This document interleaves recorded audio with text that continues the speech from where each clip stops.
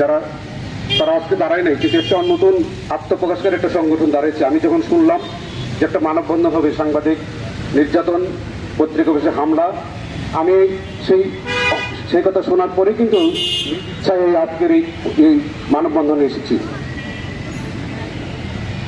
বিষয়টা হলো যে প্রথম ডেইলি স্টার সহ যেসব প্রতিষ্ঠানে অগ্নিসংযোগ হয়েছে, বিগত দিনে মিডিয়ার যুগের যে তথ্য প্রবাহ ছিল, ইন্টারনেটের না থাকার কারণে যারা হামলা করেছে তাদের আইডেন্টিফাই করা যায়নি। অনেক ক্ষেত্রে ধারণা করে তাদেরকে করা হয়েছে। কিন্তু এই যে ঘটনাটা ঘটল সম্প্রতি, কারা উস্কানি দিয়েছে, কাদের কথায় ঘটনাটা ঘটিয়েছে, তারা কিন্তু আইডেন্টিফাই পাবলিশ করেছে, কিন্তু তাদের চেষ্টা করতে পারেনি।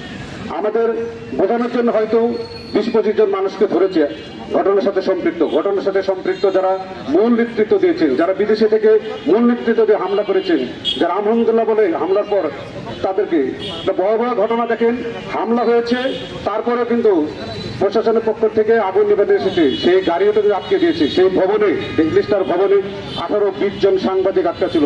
যারা হামলা করেছে তাদের পরিকল্পনাই ছিল এই সাংবাদিকদের যারা মৃত্যুর মুখে ঠেলে দেওয়া। যাই হোক।